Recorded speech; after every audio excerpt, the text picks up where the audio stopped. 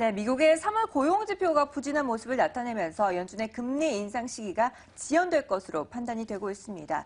하지만 달러 강세도 여전한 상황이라서 앞으로 또 어떤 영향이 있을지 궁금해지네요. 네, 맞습니다. 오늘 장에서 장중에 달러화는 약세를 보여주기도 했지만 순식간에 다시금 뛰어오르면서 달러 인덱스가 97선에서 마무리를 짓는 모습이었습니다.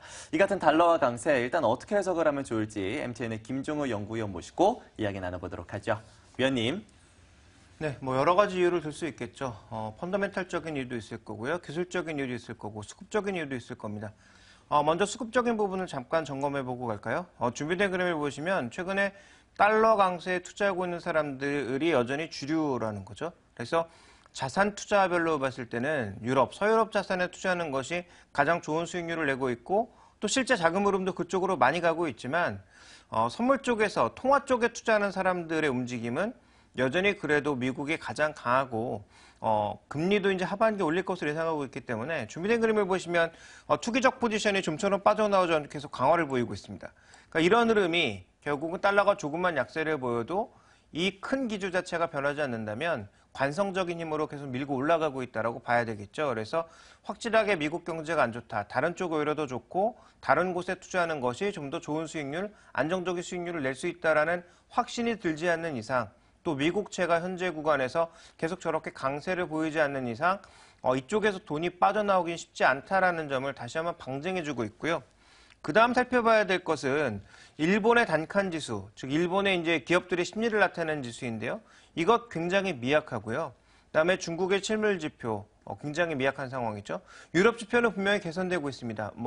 이코노믹 서프라이즈 지수도 개선되고 있고 전체적인 경제 지표 모두 개선되고 있는데 이게 개선이 베이스 이펙트라는 거죠. 유럽은 워낙 개판이었으니까 지금 조금만 좋아져도 마치 좋아지는 것 마냥 이렇게 효과가 나타나지만 과거에 비해서는 굉장히 미약하다는 것이죠. 그리고 다른 데는 계속 유동성을 풀고 있는 형국이다 보니까 아직까지는 믿을 만한 통화는 안정적인 통화는 달러밖에 없다라는 시각이 아직도 달러 강세를 계속 견인해주고 있는 또 최근에 흔들림에도 불구하고 달러 강세가 변하지 않을 것이라고 하는 전망의 가장 중요한 근거가 되고 있습니다.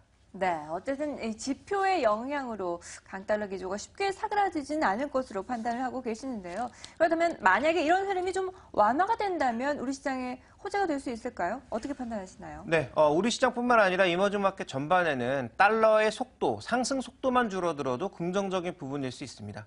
준비된 그림을 보시면 EEM, 즉 이머징 마켓 인덱스, MSCI 이머징 마켓 펀드와 그다음에 달러 인덱스를 지금 대칭으로 놓은 것인데요. 보시면 지금 EM 지수, 즉 이머징 마켓 지수가 최근에 반등을 시도하고 있는데 이 반등 시도점과 현재 지금 조정을 받고 있는 달러 지수와 거의 동일하게 나타나고 있다는 거죠. 그래서 전반적인 방향성도 보시면 EM 지수가 크게 조정을 받은 구간에서 반대로 달러는 크게 강세를 보이는데 이 속도와 방향에 굉장히 민감한 양상이 나타나고 있습니다. 그래서 달러 지수가 완전히 방향성이 바뀌면서 눌려버리면 이머징 마켓이 많이 올라갈 수 있는데 이거는 조금 전에 말씀드렸다시피 가능성이 크게 없을 것 같고요. 그렇게 본다면 달러화가 상승 속도만 줄어들어도 이머징 마켓은 그동안 못 올랐던 부분을 어느 정도 만회하는 정도의 반등은 가능하다라는 거죠. 근데 최근에 국내 경제 지표도 보시면 불황형 흑자가 지속적으로 나타나고 있고요. 업종마다 수익 전망이 크게 달라지고 있는 모습임을 어제도 말씀드렸습니다. 그런 관점에서 봤을 때 우리 시장은 제한적인 반등 정도로 예상해 볼 수 있겠고 그 제한적인 반등 내에서 올라가는 종목도 제한적일 가능성이 높다 이렇게 판단하고 있습니다. 달러화 강세가 추세적으로 이어지는 상황 속에서 여전히 실적에 좀 더 포커스를 맞춰 보셔야겠습니다. 이어서 중국 이슈도 보도록 하죠. 중국에서 LCD 업체인 BOE가 반도체 시장에 진출한다라는 소식이 전해지고 있습니다. 아무래도 이 산업은 우리나라가 이끌고 있기 때문에 타격이 있지 않을까 싶은 걱정도 드는데 앞으로 어떻게 보십니까? 네, 단기적으로 영향은 없겠죠. 그런데 이제 우리가 주목해봐야 될 건 뉴스 기사에서도 나와 있는 내용입니다만 중국 정부가 개입하고 있거든요. 그러니까 정부가 키우려고 하고 있다는 점에서 그리고 중국 내수가 이제 단순한 소비뿐만이 아닌 산업 쪽의 내수도 굉장히 커지고 있다는 거고요. 이렇게 가고 있는 결정적인 이유가 IT 수입 중에서 반도체 수입이 너무 크다라는 거죠. 그러니까 이 반도체 수입만 줄어들어도 분명히 중국 쪽에 좀 더 흑자를 끌고 갈 수 있는 중요한 원인 중에 하나이기 때문에 BOE를 중심으로 키우겠다라는 것입니다. 그래서 실제로 이제 LCD 공정 중에 보시면 뭐 습식 장비라든지 뭐 세정, 노광 여러 가지 포토마스크 장비들이 반도체와 상당 부분 많이 겹치기 때문에 자 이런 공정들을 조금만 기술 개발에 힘써서 이제 성공시킨다면 아니면 해외 쪽의 엔지니어들을 뭐 대규모 돈을 주고 뭐 끌어와서 정부가 육성해낸다면 아주 조악한 품질이라고 하더라도 중국의 일부 내수 업체들부터 물량을 공급하기 시작하면 이 산업이 커지는 건 순식간이라는 거죠. 중국이기 때문에 가능한 것입니다. 자유경쟁 체제라고 볼 수 있는 다른 서방 국가에서 불가능한 일이지만 정부의 의지가 가능한 중국 내에서는 서양 상품, 한국 상품 쓰지 말고 적어도 몇 %까지는 국내 상품을 의무적으로 써라라는 게 가능할 수 있거든요. 그러니까 이런 식으로 만약에 대놓고 키워주게 되면 BOE가 처음에 뭐 기술 품질은 엄청나게 떨어지고 사람들에게 욕은 많이 먹을지 몰라도 중국인들의 이 습성 그리고 이제 중화 사상 뭐 이런 것들이 힘입어서 굉장히 빠른 속도로 성장할 가능성은 충분히 있기 때문에 이와 관련된 부담감은 충분히 남아있다고 봐야 될 것 같습니다.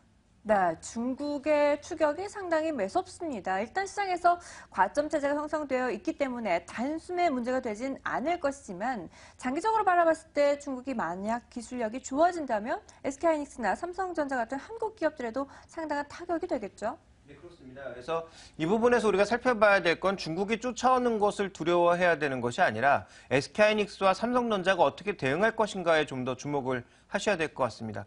뭐 언젠가는 예정된 수순 아니겠습니까? 지금 뭐 중국이 대부분의 첨단 산업 쪽에서 한국을 넘어선 부분도 상당히 많이 있거든요. 그래서 이건 어디까지 예정된 수순이었기 때문에 그럼 이 예정된 수순에 과연 어떻게 대응하느냐가 핵심이죠. 그래서 SK하이닉스나 삼성전자가 점점 더 고도화된 기술 아니면 비메모리 쪽이라든지 다른 쪽으로 빠르게 대응해 나간다면 뭐 실제로 중국이 성장하는 것에 있어서 그렇게 큰 영향은 없다라고 보여지는데요.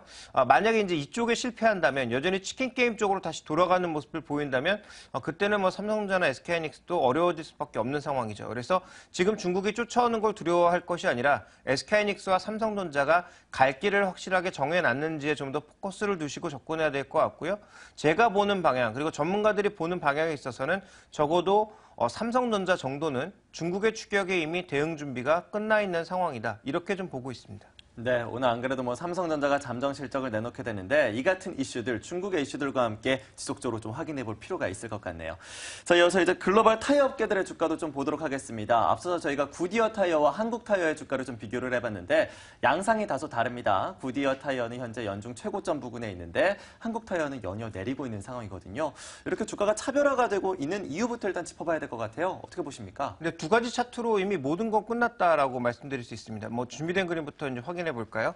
글로벌 타이어 업체 이익 모멘텀, 밸류에이션 두 가지를 보셔야 될 텐데요. 밸류에이션 무시하고 이익 모멘텀을 보시면 지금 영업이익 증가, EPS 성장률을 봤을 때 다른 업체들, 뭐 일본 업체라든지 중국 업체, 그다음에 유럽 업체들의 지금 EPS 성장률이나 아니면 영업이익 성장률이 모두 10%에서 30%, 50%를 넘어가고 있는 반면 한국 타이어는 올해 거의 제로 수준에 가깝습니다. 그러니까 이것만 놓고 보더라도 한국 타이어가 최근에 왜 소외되고 있는지 답이 이미 나와 있고요. 그 다음 지금 글로벌 타이어 업체의 밸류에이션을 ROE와 PBR로 비교해 봤을 때 한국 타이어의 ROE가 굉장히 낮은 수준입니다. 그래서 이 낮은 수준이니까 당연히 PBR도 낮은 수준에서 거래될 수밖에 없는 거고요. 구디어의 위치는 지금 ROE가 28%까지 발생을 하고 있는 거죠. 물론 이것을 영업이익률로 전환시키게 되면 또 이게 달라지긴 합니다만 어쨌든 ROE와 PBR이라고 하는 두 가지 매트릭스만 놓고 봤을 때는 분명히 구디어와 최근에 왜 한국 타이어의 주가가 달라질 수밖에 없는지 답이 나와 있다라는 거죠. 그래서 지금 가장 중요한 건 한국 타이어가 추가적인 성장을 위해서 투자도 많이 하고 있고요. 그리고 지금 중국에서 깨지고 있고 유럽에서 깨지고 있고 원가 떨어지고 있는 것을 가격에 제대로 반영 못하고 있고 이런 여러 가지 상황들이 얽히고 설키다 보니까 실적이 결국은 시장 예상치를 계속 하회하고 있다는 거죠. 그리고 돈은 계속 들어가야 되고 그다음에 거기다 이제 최근에 뭐 정치적인 압박 뭐 이런 것들까지 나타나면서 최근에 주가가 굉장히 좀 부진한 양상이다 이렇게 볼 수가 있습니다. 네, 이 성장률 차이가 워낙 크기 때문에 구디어 타이어라든지 한국 타이어의 격차도 점점 벌어지고 있는 상황인데 그렇다면 수요도 부진하고 배당 매력도 거의 없는 한국 타이어 정말 반등을 위한 모멘텀이 없는 건가요? 재료를 좀 찾아볼 수 있진 않을까요? 단기적으로는 뭐 기술적 반등 외에는 기대하기가 쉽지 않겠죠. 그런데 장기적인 그림을 봐야 된다라고 보고 있습니다. 한국 타이어가 왜 이렇게 돈을 쓰면서 투자하고 있느냐? 최근에 한라비스티온 공장은 그럼 왜 산 거냐? 이런 부분들에 대해서 고민이 필요할 것 같은데요. 준비된 그림을 보시면 한국 타이어의 장기 성장 그림은 딱 한 가지입니다. 그동안 브리지스톤, 구디어라든지 아니면 미쉐린과 같은 글로벌 탑티어 업체들과 우리나라 타이어 업체들의 격차는 엄청났죠. 이게 100이라면 우리나라는 한 10도 안 되는 정도의 수준이었는데요. 최근에 이제 한국 타이어가 점점 생산량을 늘려나가면서 그 격차를 줄여나가고 있습니다. 물론 줄여봤자 100대 10, 100대 15 정도이긴 합니다만 과거에 비해서는 그 격차가 좀 줄어들고 있고요. 그러다 보니까 글로벌 순위가 지금 2000년대 초반에는 10위권이었는데 지금 현재는 7위권 정도, 그다음에 2015년, 16년 정도 가게 되면 5위권 내로 진입을 앞두고 있는 상황이라는 거죠. 그러니까 지금 국내 업체들도 살아남기 위해서는 덩치를 키우고 투자를 많이 해야 되는 성장의 시기라는 것이고요. 그런 과정을 거쳐서 성장한 대표적인 업체, 독일의 컨티넨탈이라고 하는 대표적인 자동차 부품 업체를 보시면 타이어도 있고 셰시 부분도 있고 여러 가지 부분들이 있는데요. 이 업체의 지금 월봉을 보실 필요가 있습니다. 월봉을 보시면 주가가 정말 꾸준하게 매달 올라가고 있거든요. 그러니까 이런 업체로 가기 위해서 지금 한라비스티온 공주도 인수하고 다른 업체들도 인수를 하고 추가적인 투자도 계속 해나가고 있다라고 보고 있기 때문에 만약에 장기적인 그림을 보신다면 한국 타이어에 지금 투자하는 것도 나쁘지 않겠지만 단기적인 모멘텀은 크지 않다. 그래서 단기 투자를 하시는 분들에게는 권할 만한 종목은 아니라고 보고 있고요. 장기 투자를 생각해 보신다면 국내 자동차, 해외 자동차의 성장과 함께 한국 타이어의 성장도 저는 가능하다라고 보고 있습니다. 네, 여러분들의 투자 성향이 만약 장기 성향을 갖고 계신다면 한국 타이어를 보시는 것도 나쁘지 않겠습니다. 현재 사업 다각화를 위해서 열심히 투자를 하고 있고 또 회사들을 합병하고 있기 때문에 이 같은 이슈들 반영하면서 장기적인 성장성을 기대해보자라는 분석까지 제시해 주셨네요. 자, 이어서 이제 전반적인 시장 전략도 세워봐야겠죠. 박스권 돌파 가능할지 그 전략 세워봐야겠죠. 네, 삼성전자의 잠정 실적 발표를 앞두고 본격적인 또 시장 대응 전략 세워보도록 하겠습니다. 오늘 장 선전략 함께 하시죠.